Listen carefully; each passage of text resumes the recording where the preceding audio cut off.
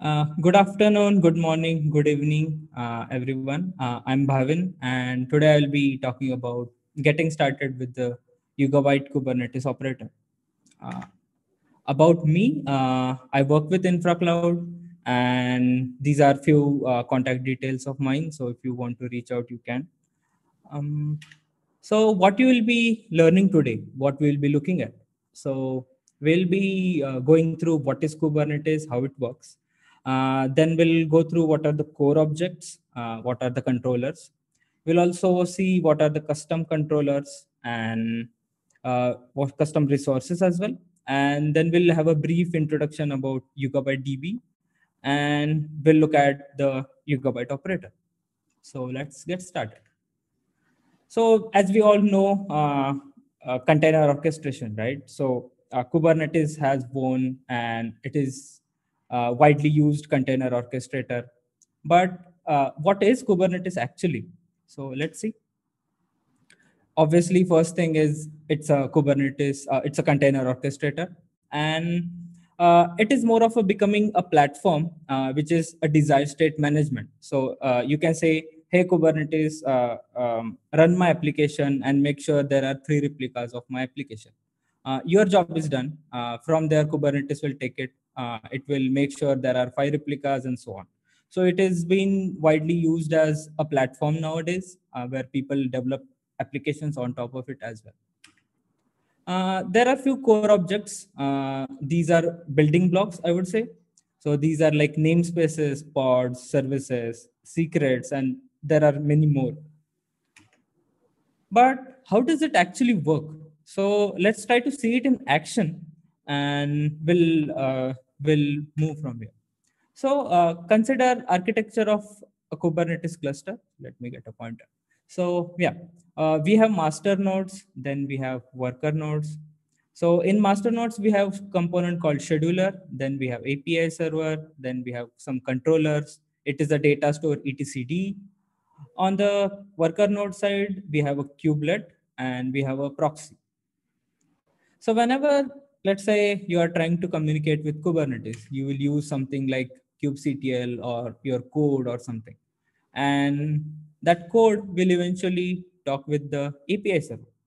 So what happens is, as soon as API server gets the request, it will process it and it will store it in the data store etcd. From there, the controller will get notification that there is some resource which is created, and controller will see if it is something which it cares about. If it sees that, let's say, there is something for me, it will make sure that the resource is correct. Let's say it creates some pods for it. As soon as the pods are created, the scheduler will see that there is something which I can act on, and there is no node assigned to that pod. So scheduler will make sure that there is some node assigned to that pod, particular pod. And eventually, as soon as that happens, kubelet will see there is a pod which is assigned to my node and I need to schedule it. So kubelet will go ahead and run that pod. As soon as that this happens, the API server will make sure that the proxy has been updated so that the end users can access. So this is how the whole asynchronous communication happens. Everything happens via, I would say, messages which are like passed asynchronously.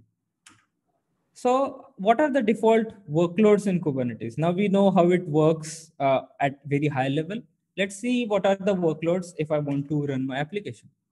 So these are like higher level objects which eventually manage the core objects which we saw previously. So these are like, I would say, built-in kinds. We call them kind or resource type or objects. So these are like stateful sets, deployments, daemon sets, and jobs. But what about controllers? You might have heard about them. So let's see what are controllers actually. So the controllers are piece of code which actually take care of the life cycle of that whole workload. So these are like nothing but loops, continuous loop, which are watching for changes in the objects. So you might understand now. You might get the idea that deployment will have its own controller, deployment controller, stateful set controller. All these are part of Kubernetes code base, and these are part of the component called kube controller manager. Interesting, right? So let's see, talk about Yugabyte DB now. So it is a high performance cloud native distributed SQL database, and it aims to support Postgres features.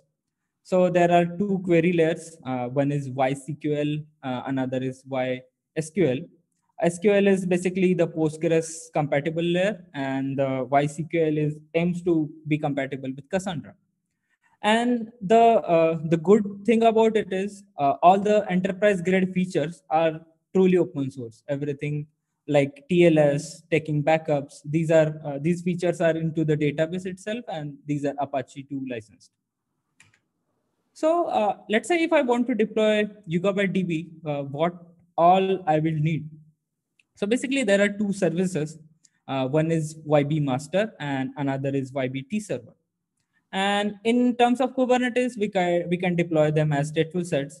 So that way, what will happen is we will get a stable network, which is basically we'll get a stable host name for each of the pod, each of the node of Yugabyte DB, and we will also get a stable storage. But what about the day two operations like backups, scalings? They might have some steps to do, right?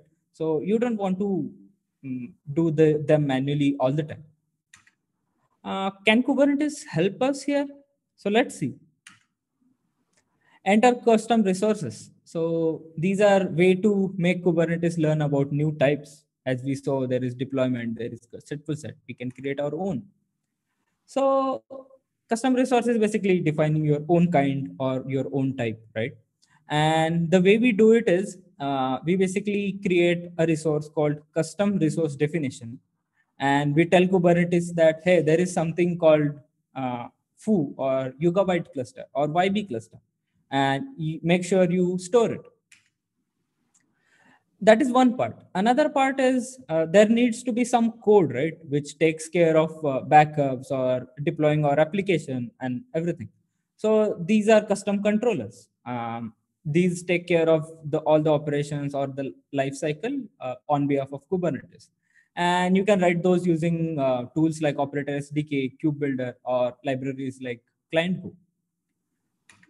So when we need custom resources, so when should I consider them? These are situations where Kubernetes native types don't satisfy our needs, and which is something like application specific, application aware things like backups, setup, and removing nodes, adding nodes, and so on. So let's see them in action, and we'll see how they work. So let's say I say to Kubernetes that, hey, create a foo resource. It will go to API server, but API server will say I don't know what is foo. Then you will say, hey, take this custom resource definition and make sure you now understand it. Kubernetes will say, hey, cool, I know how to store them. And then you again will create a custom resource, the foo. But what will happen is now the resource is stored, but there is no one to handle it, right? No one knows what to do with it. So then you will go ahead and deploy foo controller. Now API server will basically relay all those requests coming for foo, and our foo controller will make sure it watches all the changes into foo resource. And it will eventually make sure that there is some Kubernetes native resource which is being created in the cluster. So this is a basic use case. There are advanced use cases where you try to handle resources which are outside of the Kubernetes cluster as well. But we'll be looking at the basic use case only. So let's see Yugabyte operator in action. And demo gods were with me when I recorded this, well, most of the time. So let's see it in action. So I'm running this on against a Kubernetes cluster, which is created in Google Cloud Platform, which is GKE. And cool. So let's see it in action. So the first thing will be we will be setting up the Yugabyte operator. So let's start with it. So as you can see, you will have to go to download.yugabyte.com. You will select multi-node cluster, and then you will select Kubernetes operator. So there you will get all the steps required to get started. So as you can see, there is a custom resource, there is operator, which is our custom control. So as you can see, I have all the files downloaded here. One thing to note is uh, one operator is basically collection of different controllers. So what we are looking at is something which has ability to control multiple custom resources. So let's see what the custom resource for Yugabyte DB looks like. So we'll switch to it, and so the name is underscore crd.yaml, and you can see that the type is custom resource definition. Then you can see there is name of the kind, which is YB cluster in our case. And you will find a lot of other details. Basically, we have to tell Kubernetes that these are the fields of my basically custom resource. So let's go ahead and apply it, and we'll see what happens now.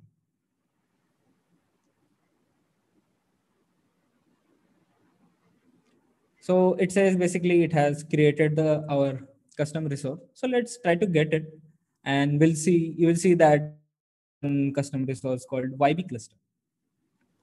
So the now next step is to deploying our custom controller, or in our case, it is we call it operator. So let's see what it is. Operator is nothing but basically a deployment in our case, which will basically run inside our Kubernetes cluster, and it will handle everything related to the YB cluster custom resource. So let's get back to terminal, and we'll now apply this operator. What it will do is it will create namespace, it will create our operator deployment and some other things which are required. As you can see, the deployment is running and we have one pod. We'll also see the logs. It is basically, it says watching these resources, and these are the controller has started, these are the workers and all. So yeah, we are done with the first step. So let's get to the next step. So what we will be doing now is we will be using our operator, and we'll basically go ahead and provision Yugabyte DB cluster in our Kubernetes cluster. So let's just start with it. So I have one definition of our cluster, which is example YB cluster. And you can see we have like details like what will be the replication factor, what will be the number of replicas of master T server. And we'll just go ahead and apply it. As soon as we apply it, our custom controller operator will see it and try to act on it. So before that, we'll just see what it has created. As you can see, when we do get YB cluster, we'll see that there is something which is created. So next what we will do is we'll try to describe it, and we'll see if it has all the details which we specified. If you closely look at it, we have 3 replicas of master, we have 3 replicas of YBT server and all. So let's see what it has created actually in case of native Kubernetes resources. So as you can see, we have 2 stateful sets, which is YB master and YBT server. And we'll also see what else it has created. So let's see what are the number of pods. So as you can see, we have 3 masters and 3 YBT server pods. What else? Let's see if we have services as well. So we'll need these services to communicate with our cluster, right? So we'll see how the master UI looks like. We'll just see it, and we'll continue next. As you can see, the master user interface is basically saying there are 3 T servers, and what is the replication factor. As you can see here, the number of tablets is 0/0. So for now, you can consider it as parts of our database, or rather parts of our shards. You can take a look at the documentation. I will have the link in the slides later, so that you know what are the tablets. But for now, you can consider that this is our basically data. And as you can see, it is 0 out of 0.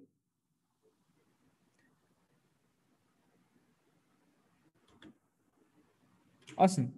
Moving next. what we will be doing now is we'll be trying to talk with our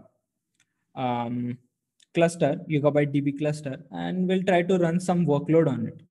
So we'll see how to do it. Also, there's a second service, which is YBT servers is the one which we will be using. Our application will be using to communicate with the database. As you can see, there are multiple ports here, which is like 54339042 and all. So let's see. So for simulation, we'll be using this application called YB Sample Apps, which is basically a simulator kind of thing. And in another terminal tab, we will try to create a pod of this application, which is sample application. And after that, we'll run this simulator on top of it. Let me fast forward. Yeah, as you can see, we are in the pod, and now we will run this workload on top of it. And you can also see the service address which we are using to do it. So it is basically creating a table for itself, and as soon as that is done, it will start writing to that table. It will start reading from that table.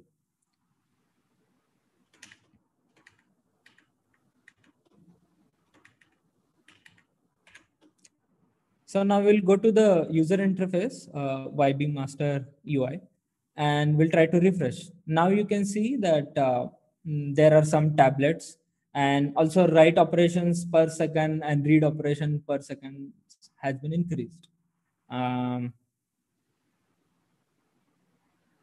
So this means our application is working.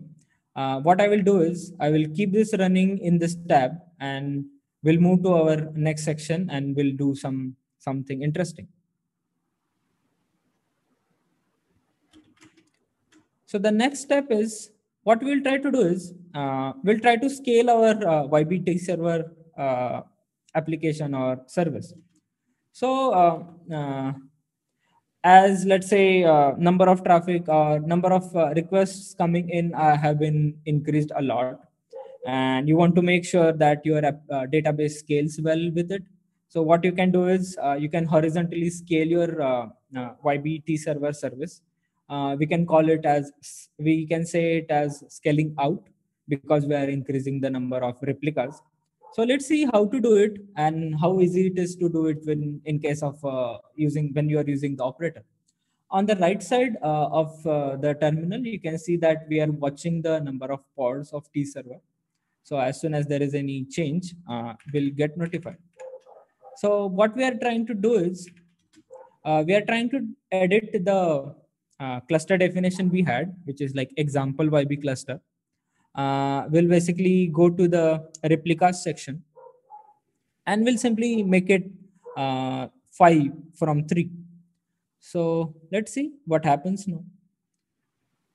So basically the operator will take care of adding new pods to our service. As you can see, it has immediately added 2 new pods, and within few seconds they will start. As soon as they start, our master UI will start showing it. As you can see, now we have 5 T servers. One thing to notice here is you can see the number of tablets are less. So as soon as new pods are added, Yugabyte DB will start balancing between tablets. So what eventually will happen is all the T servers will have same number of tablets. So if we refresh couple of times, we'll see that the number of tablets from other servers are decreasing, and the new ones are increasing slowly. So as soon as this happens, we'll see that everything is balanced. So now we can see that almost same number of tablets are there everywhere. Cool. So as you can see, the load balanced question mark has been also showing correct thing. So it is basically says everything is balanced. So what if the traffic decreases now, and you want to get back to whatever state you were, and you don't want to waste your compute resources, by running extra 2 nodes, right? Extra 2 pods. So on the right side, I have the Yugabyte operator logs, so that we will see what is happening behind the scenes for this particular section. I also am watching the pods here down below.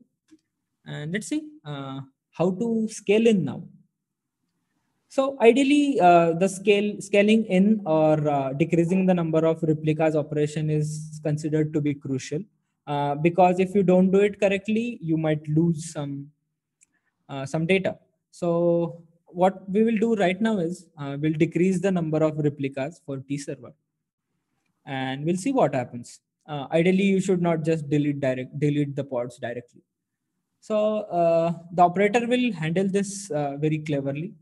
As you can see, there are some logs on the right side, and you can see that number of tablets are still 5.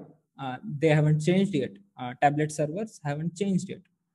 And if you try to describe our YB cluster, you will see that it is saying that it is scaling down right now, and it is waiting for data move to complete.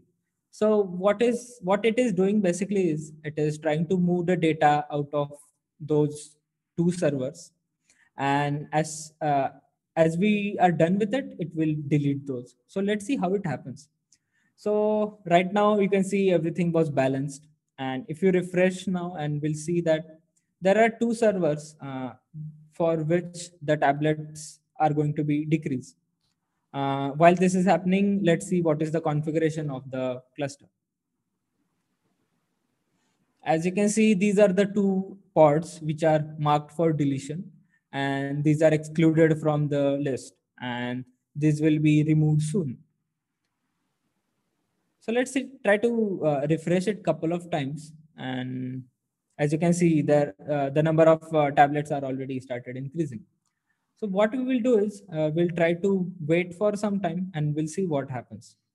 In the operator log, you can see it is saying the data move progress is currently 15%, and after some time, it will see. I have just fast forwarded it. As you can see, it is now 32%.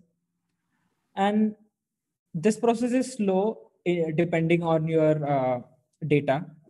For this particular demo, I have generated a good significant amount of data so that we can see it in action. Otherwise, it will just immediately do it and we won't be able to see that effect.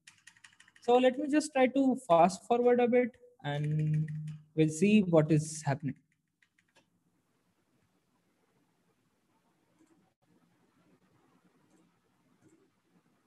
Now you can see, we just saw that it has gone from around 30 to 60%. The time operator waits keeps on increasing exponentially, so that the amount of requests it is making against the Yugabyte DB cluster are significantly less. Otherwise, it will just bombard it with very frequent requests. So it will eventually wait for more time as the time goes. It is like exponential delay in the requests. While all this is happening, all your client workload will run as it is. There won't be any disruption in it. So our demo application will keep running. So now let's wait for some time and wait for it to reach to 100%. Oops. Yeah. So let's see what happens. Now you can see that it has reached 100%. It will still not delete the pods immediately, YBT server pods immediately. It will still wait for some time. And it will still show that it is waiting for the data move to complete. And if you look at the user interface, you can see that those 2 nodes which were marked for deletion have 0 tablets now, which means we can basically delete them without any issue. There won't be any problem at all. Losing one node is usually fine. So let's say something happens to your cluster and one node is down.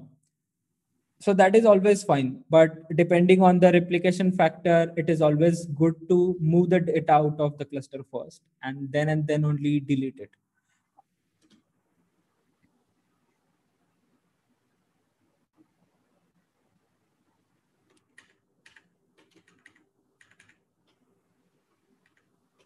As you can see, there is some movement on the log side. It has basically deleted the pods. It has basically set the stateful set to have 3 replicas only.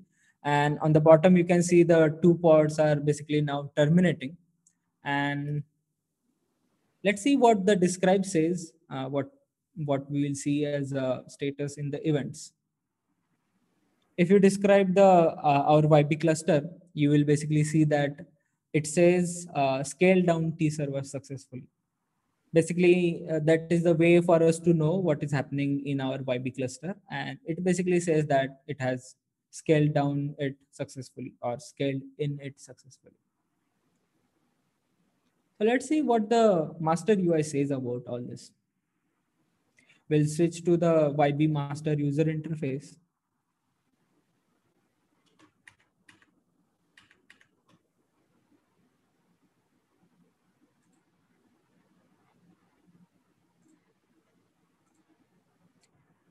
As soon as you refresh, you will see that the nodes or our YBT server pods have been marked as dead. And eventually these will get removed. So you don't have to worry about them.